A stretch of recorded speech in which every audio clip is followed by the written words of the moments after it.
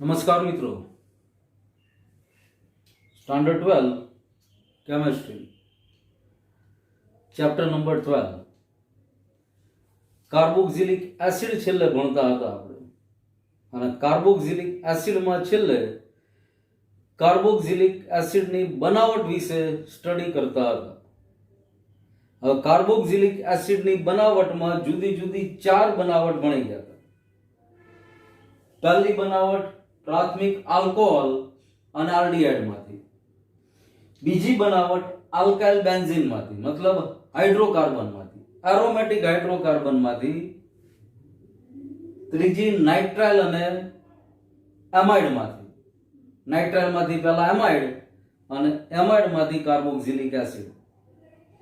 ગ્રિગ્નાર્ડ પ્રક્રિયકમાંથી.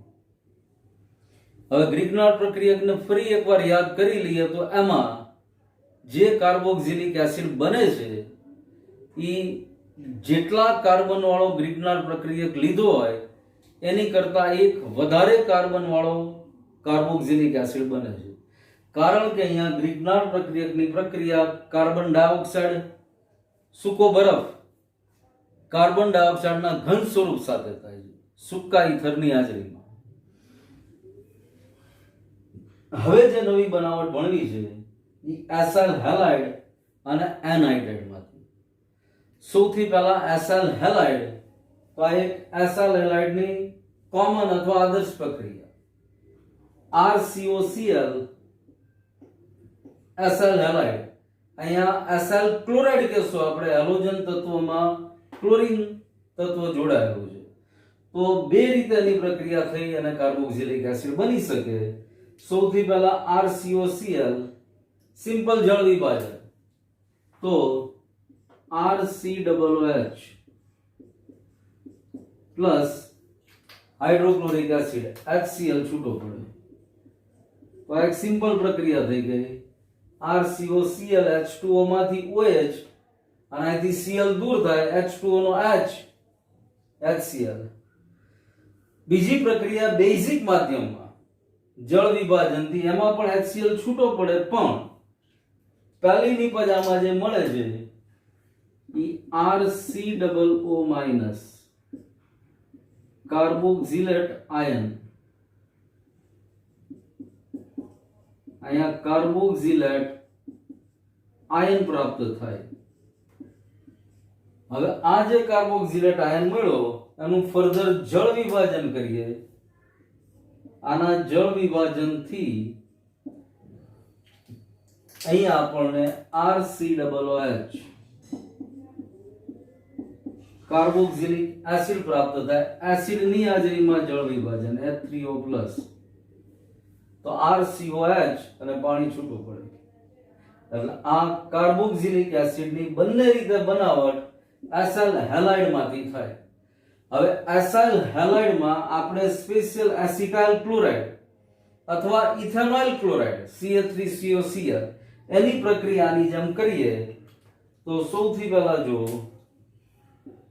H2O ની હાજરીમાં પ્રક્રિયા, જળ વિભાજન, પરિણામે નિપજ તરીકે CH3COOH પ્લસ HCl છૂટું પડે.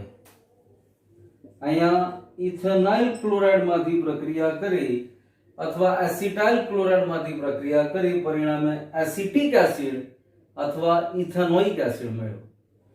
હવે આગળ બીજી પ્રક્રિયા જે છે બેઝ ની હાજરીમાં જળ વિભાજન OH H2O. તો અહીંયા પહેલી નિપજ CH3COO minus acetate ion plus HCl. હવે આ જે એસિટેટ આયન મળ્યો, આ એસિટેટ આયનનું એસિડની હાજરીમાં જળ વિભાજન H3O+, તો નિપજ તરીકે CH3COOH એસિટિક એસિડ અથવા ઇથેનોઇક એસિડ. એકદમ સરળ પ્રક્રિયા છે. આવી રીતે પણ સહેલાઈથી કાર્બોક્સિલિક એસિડને બનાવી શકાય છે. આ વાત થઈ એસાઇલ હેલાઇડ અથવા ઇથેનોઇલ હેલાઇડ અથવા એસિડ ક્લોરાઇડમાંથી. હવે એનહાઇડ્રાઇડ દ્વારા કેવી રીતના એસિડ મળી શકે એની પ્રક્રિયાઓ પણ આપણે જોઈએ. પણ આ સરળ પ્રક્રિયા છે. આ પ્રક્રિયા ટેક્સ્ટ બુકની અંદર તમારે અથવા તમારી ફેર બુકમાં લખી લેવાની આપી છે. આ બાજુમાં ઉતારી લેવાની. એક ઉદાહરણ થઈ ગયું આપણી સામે. હવે એનહાઇડ્રાઇડ માંથી કેવી રીતે એસિડ મળે છે એ પ્રક્રિયા જોઈએ. હવે ઇથેનોઇક એનહાઇડ્રાઇડ અથવા એનહાઇડ્રાઇડ માંથી એમાં જુદી જુદી 3 પ્રક્રિયાઓ આપણે જોઈએ. પહેલા ઇથેનોઇક એનહાઇડ્રાઇડ, જસ્ટ જળ વિભાજન, માત્ર જળ વિભાજન કરો એટલે અહીંયા CH3COOH plus CH3COOH ethanoic acid નું 2 મોલ મળશે.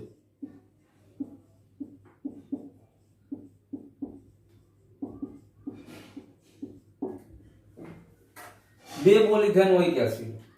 હવે એક પ્રક્રિયા બેન્ઝોઇક ઇથેનોઇક એનહાઇડ્રાઇડ સાથે છે. એનહાઇડ્રાઇડ પણ બેન્ઝોઇક ઇથેનોઇક એનહાઇડ્રાઇડ, એક બાજુ આખું ઇથેનોઇક સમૂહ, એક બાજુ બેન્ઝોઇક, એનું જળ વિભાજન કરીએ તો ઇથેનોઇક એસિડ CH3COOH પ્લસ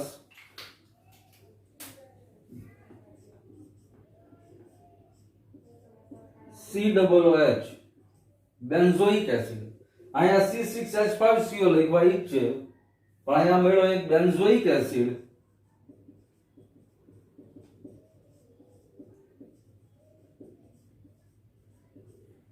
અને ઇથેનોઇક એસિડ.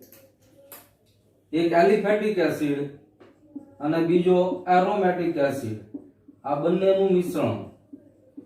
ત્રીજી પ્રક્રિયા જો તો બેન્ઝોઇક એનહાઇડ્રાઇડ. પહેલી પ્રક્રિયાની જેમ જ ઉપર ઇથેનોઇક એનહાઇડ્રાઇડ હતું, આ બેન્ઝોઇક એનહાઇડ્રાઇડ.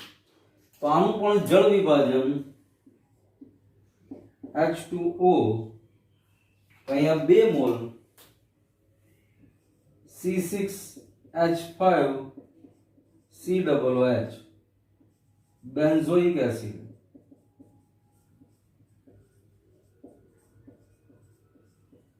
તો આમ એસાઇલ હેલાઇડ અથવા ઇથેનોઇક એનહાઇડ્રાઇડ અથવા બેન્ઝોઇક એનહાઇડ્રાઇડ અથવા એનહાઇડ્રાઇડ એમાંથી કેવી રીતે એસિડ મળી શકે એની પ્રક્રિયા. આ પણ સરળ પ્રક્રિયા છે પણ અહીં એક પ્રક્રિયા મહત્વની છે. એલિફેટિક એસિડ અને એરોમેટિક એસિડ બંનેનું મિશ્રણ આ પ્રક્રિયાથી પ્રાપ્ય બને છે. હવે આ પ્રક્રિયા પછી એસિડની બનાવટની છેલ્લી પ્રક્રિયા એસ્ટરમાંથી. હવે એસ્ટર કેમ બની આપણને ખબર છે. એસ્ટરિફિકેશનની પ્રક્રિયા યાદ કરો તો આલ્કોહોલ અને કાર્બોક્સિલિક એસિડ આ બંનેની પ્રક્રિયાથી એસ્ટર અને પાણી છૂટા પડે. તો હવે ઈ જ એસ્ટરમાંથી કાર્બોક્સિલિક એસિડ કેમ બનાવી શકાય એ પ્રક્રિયા. કાર્બોક્સિલિક એસિડ બનાવવાની છેલ્લી પ્રક્રિયા એસ્ટર સંયોજનોમાંથી. હમણાં જ વાત કરી એમ એસ્ટર ખરેખર બને છે કાર્બોક્સિલિક એસિડ અને આલ્કોહોલથી. હવે આ એસ્ટર બની ગયેલાનું જળ વિભાજન કરવામાં આવે. આ પણ પ્રતિવર્તી પ્રક્રિયા છે. જો અહીંયા જળ વિભાજન કરવામાં આવે તો ઇથેનોઇડ લીધો તો આના જળ વિભાજનથી CH3COOH પ્લસ C2H5OH ઇથેનોલ અને ઇથેનોઇક એસિડ અથવા એસિટિક એસિડ. ઇથેનોઇક એસિડ આ સિમ્પલ પાણીની હાજરીમાં જળ વિભાજન થયું. હવે એસ્ટરની બેઝની હાજરીમાં પ્રક્રિયા કરવામાં આવે તો સૌથી પહેલા કાર્બોક્સિલેટ આયન મળશે. મતલબ CH3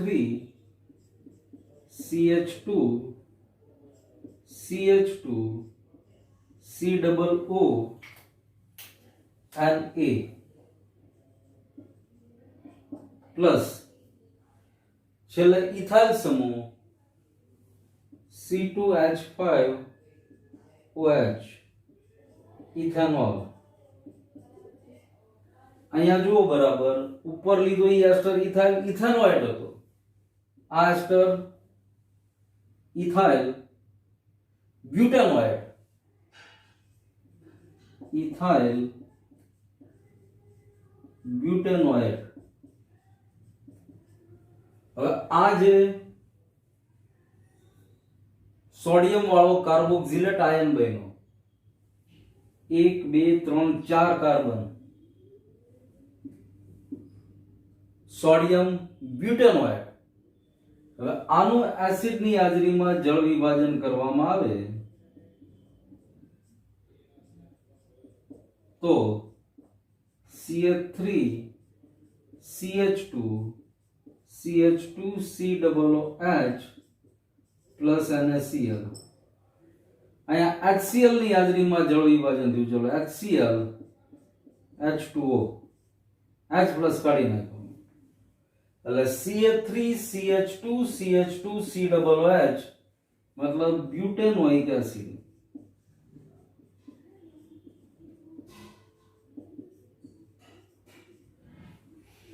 હવે આવી જ પ્રક્રિયા ઇથાઇલ બેન્ઝોએટ ની કરવામાં આવે. આ ઇથાઇલ બેન્ઝોએટ, ઇથાઇલ બેન્ઝોએટ. હવે સૌથી પહેલા સોડિયમ હાઇડ્રોક્સાઇડ સાથે પ્રક્રિયા, એટલે સોડિયમ બેન્ઝોએટ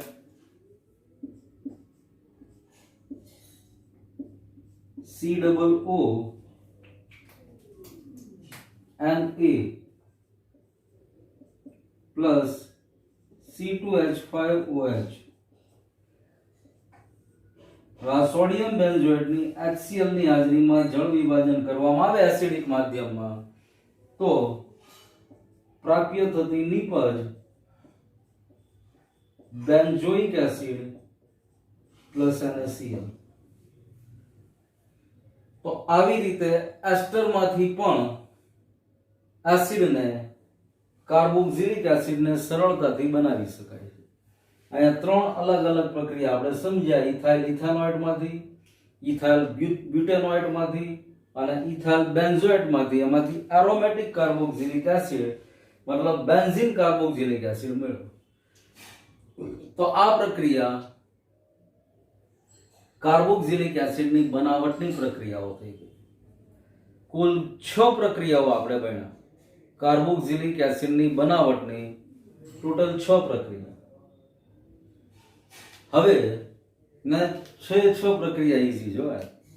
ધ્યાન રાખવાનું, ગ્રિગ્નાર પ્રક્રિયકમાંથી બનતા કાર્બોક્સિલિક એસિડમાં આમ તો જો કે બધામાં ધ્યાન રાખવાનું છે, પણ જ્યાં નોટિંગ કરવા જેવી વસ્તુ લાગે કે નહીં ભાઈ આ વસ્તુ કાંઈક અલગ બને છે ત્યાં ખાસ જોઈ લેવાનું.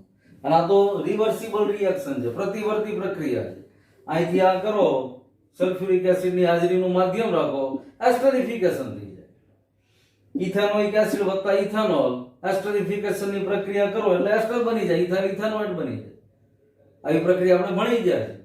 પણ એ જ પ્રક્રિયાનું બીજું સ્વરૂપ પ્રતિવર્તી પ્રક્રિયાથી આપણને એસ્ટરમાંથી એસિડ અને આલ્કોહોલ છૂટા પડે. આલ્કોહોલ બનવાની પ્રક્રિયા પણ ગણી શકાય. આલ્કોહોલ ફિનોલ ઇથર વાળા પાઠમાં યાદ કરો તો આલ્કોહોલ બનાવવાની પ્રક્રિયા પણ થઈ ગઈ. એટલે જ્યાં એવું નોંધ કરવા જેવું લાગે કે ભાઈ નહીં આ એક મહત્વની વસ્તુ છે તો ત્યાં નોંધ કરી જ લેવાની. હવે કાર્બોક્સિલિક એસિડના ભૌતિક ગુણધર્મો, physical properties of carboxylic acid. ગલન બિંદુ, ઉત્કલન બિંદુ, પાણીમાં દ્રાવ્યતા, આ બધા ગુણધર્મ કાર્બોક્સિલિક એસિડમાં કેવા છે એ આપણે જોઈએ. કાર્બોક્સિલિક એસિડના ભૌતિક ગુણધર્મો તો સૌથી પહેલા સામાન્ય પરિસ્થિતિમાં મતલબ રૂમ ટેમ્પરેચરે C1 થી C3 સુધીના કાર્બોક્સિલિક એસિડ તીવ્ર વાસવાળા, રંગવિહીન અને પ્રવાહી અવસ્થામાં છે. એમાં એસિટિક એસિડ અથવા ઇથેનોઇક એસિડ પ્રયોગશાળામાં કે લેબમાં જોવા મળશે. ભયંકર ખાટી વાસ ધરાવતા હોય છે, તીવ્ર ખાટી વાસ ધરાવતા. પણ કલરલેસ પ્રવાહી અવસ્થામાં છે C1 થી C3 સુધીના.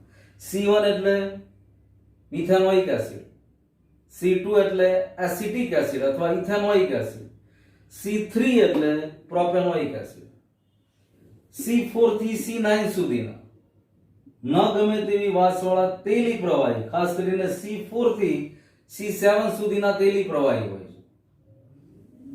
આ પણ ન ગમતી વાસવાળા પ્રવાહી છે.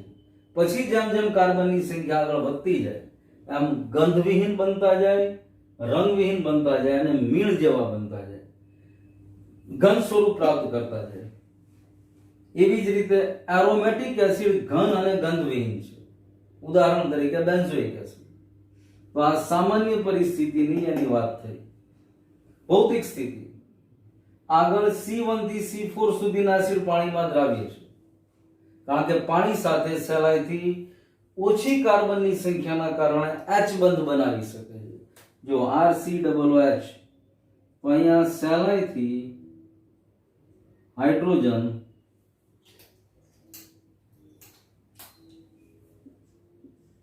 ઓક્સિજન હાઇડ્રોજન H બંધ બન્યો. એવી જ રીતે અહીંયા હાઇડ્રોક્સિલ સમૂહમાંથી હાઇડ્રોજન ઓક્સિજન H. તો આવી રીતે સહેલાઈથી ઓછી કાર્બન સંખ્યા વાળા કાર્બોક્સિલિક એસિડ પાણી સાથે હાઇડ્રોજન બંધ બનાવી શકે છે. એટલા માટે ઓછી કાર્બન વાળા કાર્બોક્સિલિક એસિડ પાણીમાં દ્રાવ્ય છે. જેમ જેમ કાર્બનની સંખ્યા વધતી જાય એમ પાણીમાં અલ્પ દ્રાવ્ય અને છેવટે અદ્રાવ્ય બને. પરંતુ ખાસ યાદ રાખવાનું, કાર્બનિક દ્રાવકો જેવા કે બેન્ઝીન, ઇથર વગેરેમાં પાછા દ્રાવ્ય છે. એવી જ રીતે એરોમેટિક એસિડ, દાખલા તરીકે બેન્ઝોઇક એસિડ, ઠંડા પાણીમાં અલ્પ દ્રાવ્ય છે, પરંતુ ગરમ પાણીમાં દ્રાવ્ય થવા માંડે છે. તો આ પાણીમાં દ્રાવ્યતાની વાત થઈ. હવે ખાસ અગત્યનો મુદ્દો ગલન બિંદુ, ઉત્કલન બિંદુનો. માર્ક કરો તમે, જેટલાના ભૌતિક ગુણધર્મો આપણે ભણ્યા, જે તે ક્રિયાશીલ સમૂહના, એ બધામાં હંમેશા કમ્પેરિઝન થતી હોય, સરખામણી થતી હોય. આરડીએડ કીટોન ભણ્યા તો એના પણ ગલન બિંદુ, ઉત્કલન બિંદુની બીજા ક્રિયાશીલ સમૂહ સાથે તરત જ કમ્પેરિઝન કરી. એમ અહીંયા પણ કાર્બોક્સિલિક એસિડના ગલન બિંદુ, ઉત્કલન બિંદુ સમાન આણ્વીય દળ ધરાવતા આલ્કોહોલ, આલ્ડીહાઇડ, કીટોન આ બધા કરતા વધારે હોય છે. ફરી એકવાર, કાર્બોક્સિલિક એસિડ, આલ્ડીહાઇડ, કીટોન ઉપરાંત આલ્કોહોલ, આ બધાની સરખામણી કરીએ સમાન આણ્વીય દળ ધરાવતા, તો એમાં કાર્બોક્સિલિક એસિડના ગલન બિંદુ અને ઉત્કલન બિંદુ આ બધાની કમ્પેરિઝનમાં ઊંચા હોય છે. અને આ ઊંચા હોવાનું મૂળ કારણ આંતરાણવીય H બંધ છે કે જે તેની વાયુ અવસ્થામાં પણ સંપૂર્ણ તૂટતો નથી.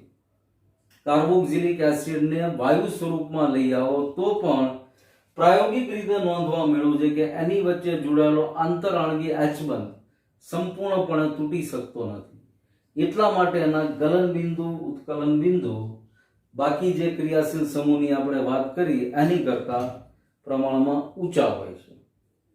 અને કાર્બોક્સિલિક એસિડ તેના જલીય દ્રાવણમાં દ્વિઅણુ સ્વરૂપે જોવા મળે છે.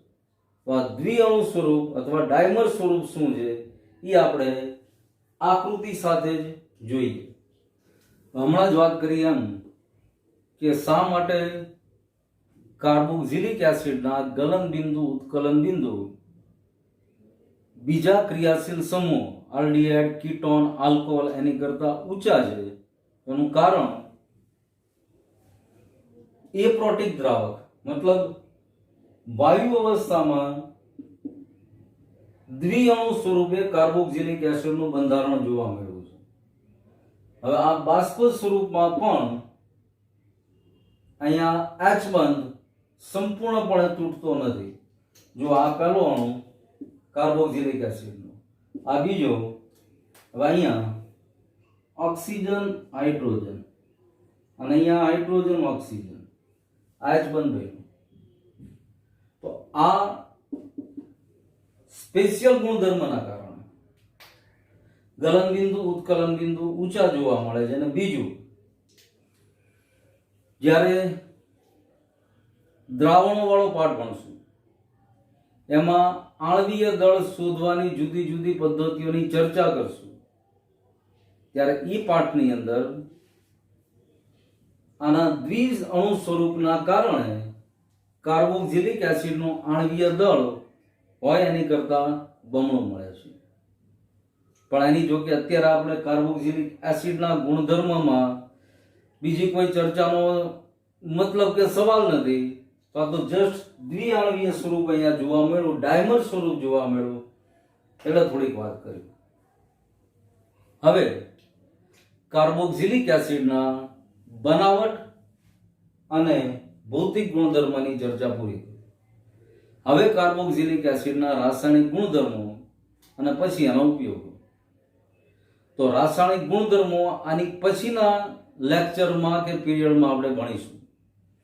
એની પહેલા કાર્બોક્સિલિક એસિડ વિશે જે કાંઈ અત્યાર સુધી ભણ્યા, આઈયુપીએસી નામ સામાન્ય નામથી ચાલુ કરી એની આ બધી જ બનાવટ અને ભૌતિક ગુણધર્મો આટલું બરાબર વર્કની અંદર લખી નાખવાનું. આપણે જાતે જ આપણા સારા અક્ષરે લખવાનું છે અને જોયા વગર લખવાનું છે. પહેલા પાકું કરી લો તમે શાંતિથી, એક રિએક્શન જોઈ લો. રિએક્શન લખ્યા, આપણે રિએક્શન આવે જ મતલબ જાણે અને રિએક્શન જ લખ્યું છે. નીચે ભલે તમે એનું ડિસ્ક્રિપ્શન અથવા તો એનું વર્ણન તમારી રીતે કરો, પણ રિએક્શન પરફેક્ટ લખાવી જોઈએ. બે બાજુ બેલેન્સિંગ અને જે પ્રક્રિયા પરિસ્થિતિ હોય એ પ્રક્રિયા પરિસ્થિતિ લખવાનું ભૂલવાનું નહીં. બાકી કાર્બોક્સિલિક એસિડના રાસાયણિક ગુણધર્મો આની પછીના પીરિયડમાં આપણે ભણીશું. બીજો કોઈ ડાઉટ કે ડિફિકલ્ટી હોય ચોક્કસ ફોન કરી શકો છો. Thank you.